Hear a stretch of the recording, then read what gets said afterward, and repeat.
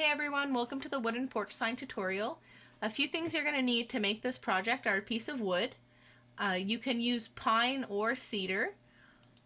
Also, you're going to need some form of permanent vinyl. I suggest using Oracle 651. That's what I always use. Also, to finish it, once you're done painting it with any kind of acrylic paint, latex paint that you have, you're going to need to put some form of finish. I like to use polyacrylic finish. It doesn't matter if you choose semi-gloss, satin, matte. It's just up to you and what your personal preference is. Also, the font I use for this project is called Avocado Creamy. It's available for free download at dafont.com. So first things first is I always like to make a shape that is the size of the project that I'm working on. So my first board is 6 inches. I'm just going to unlock this first.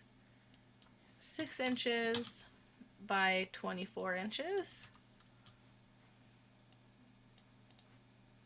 And the second board is 8 inches, unlock, by 48 inches. I'm just going to turn this one on the side so you're able to see the entire board.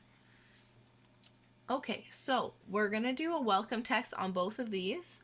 So I'm just going to click the text button, and because I want the text to be vertical, I'm going to hit the enter key in between each letter just to keep it going down instead of to the right. So now that I have the text, I'm just going to change the color of these signs so it's a little easier to see.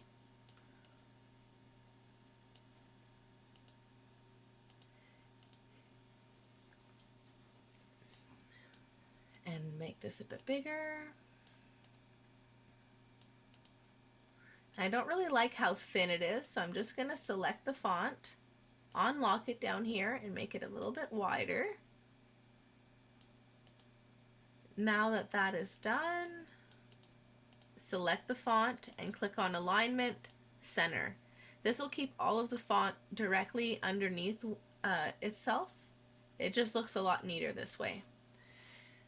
Now that you have this part done, if you're making the bigger sign, you can do the same thing, and just instead of making it 22 inches long, you would just widen it so that it would be around 46 inches. So it fits just nicely on your sign with an inch on the top and the bottom.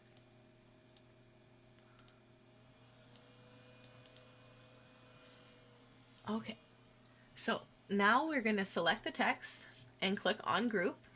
This makes it so each letter can be individually moved and played with. I'm just going to put that back to where it was.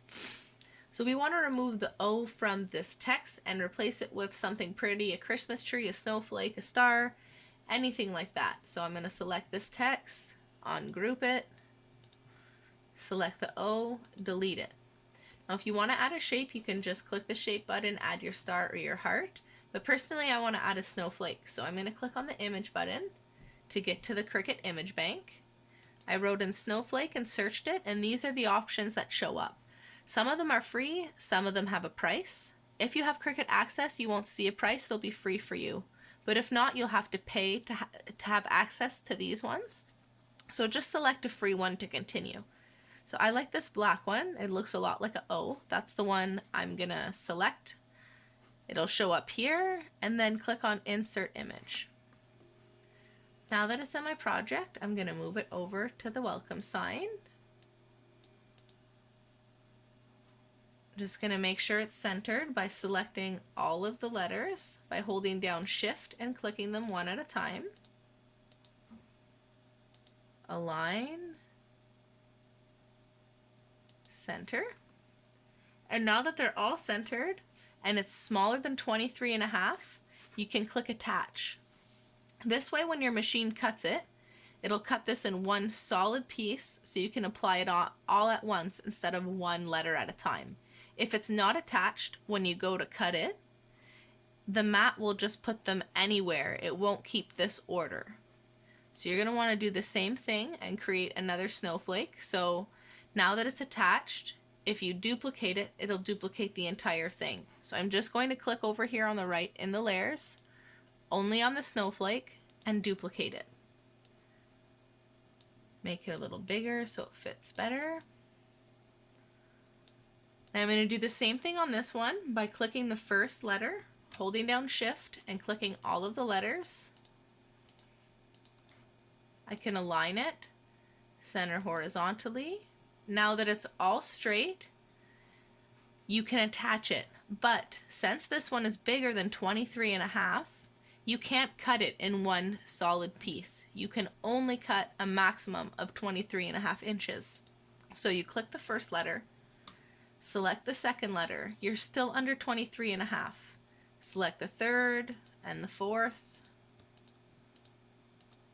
It's a little too big, so for this one, unfortunately, you can only cut the W, the E, and the L together. So once these three are together, you click Attach. Now you do it to the next one as well. See how many you can put together. Still a little too big. Hold down Shift, click them all, click on Attach. Now it's time to cut. So to send this to your Cricut Maker, you erase the blue square. Since this isn't a cut, this was just to give you an idea of how big the wood was. Also, it won't let you continue since these little triangles are telling you it's bigger than what the machine is able to cut. So you want to click on the square, click Delete, click on the square, click Delete. Now we're ready to click Make It and send it to the maker. It'll give you this warning image warning message since one of the images is bigger than 11.5 inches. That's completely fine. It's just warning you to put the bigger mat into the machine when you're cutting. So you can see how big the project is going to be. You're going to need to put at least 23.5 inches of vinyl on your mat just to make sure that it doesn't cut off the bottom of this letter. Also, there's a second page where you're going to need another 19 inches to cut the W, E, and the L for the second bigger welcome sign.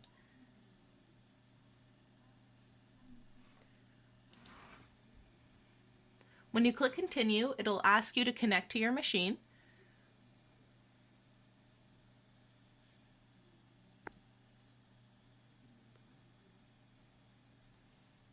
And then show you the type of material available. For this, I'm using premium outdoor vinyl, Oracle 651 permanent vinyl. I always set it to more. I find it's just easier to weed that way. And then press the flashing button on your machine once you load the mat. Once it's weeded, you're ready to put it onto your board.